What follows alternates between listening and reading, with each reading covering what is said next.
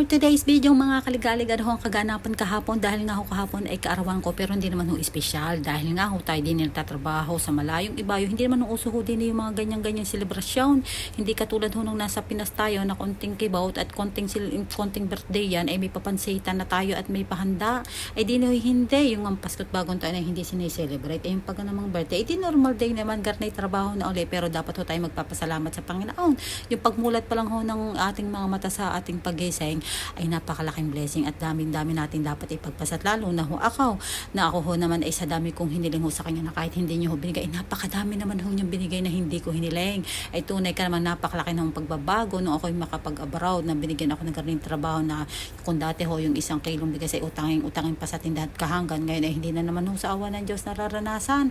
At rin nga ho tayo mabalik din ay nung pagbalik ko dun sa labahan ko ay tagang medyo naging emotional lang inyong tiyan nang mabasa ang mga message sa aking mga birthday wish bag at lalo na ang mga message ng aking mga anak, ay talagang laglag ang luha na iyong tiya, ay kahit gaano katapang at gaano kabarako pag anak ang pag-uusapan ay talagang lalaglag ang iyong luha.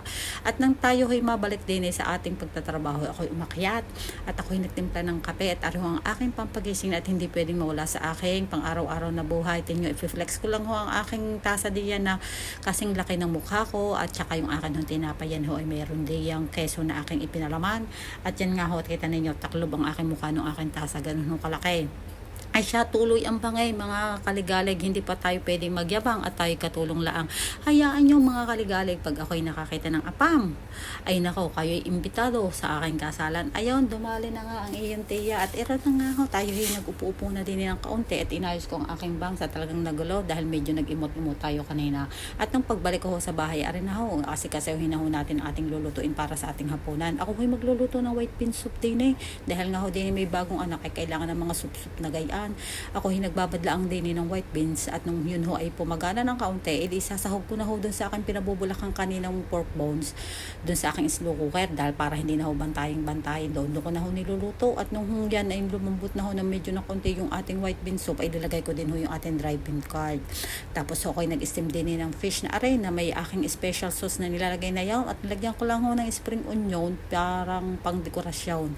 Tapos ako ay nagprito din ng pork belly dahil ho tayo gagawa ng sweet and sour pork na requested ho ng aking alaga at ay na nga ho yung pinaka-sauce natin diyan. Yan na ho aking iniluluto at yan na ho ang aking mga inhandang pagkain. Hindi ko na ho na-video yung niluto kong gulay at talaga namang hindi ako makapag-video at nandun ang aking amaw. At nung maihanda ko na ho mga pagkain nila, ako'y bumabaho at ako'y magpapaihi ng aking mga alagang asaw. Garni hong itsura din pag alas 6:30 na ho din sa Singapore at napakaliwanag pa. At nung pag-akyat ko, abahay, baby pa surpresa pala ho ang aking mga amo, may pa-cake at ayun na nga ho, kita ninyo ako'y kinakantahan ho diyan. Talaga namang medyo emotional ay yung tiya na naman gayan ho talaga. Ay nako, thank you po Lord sa panibagong buhay at panibagong taon na ito. Ako ho'y hindi perpektong tao, nagkakamali, nagkakasala, pero lahat ho tayo binibigyan ng Panginoon ng pagbabago at awag natin kung sasayangan niyaon ay siya. Thank you po uli and God bless po. Thank you for watching and bye bye.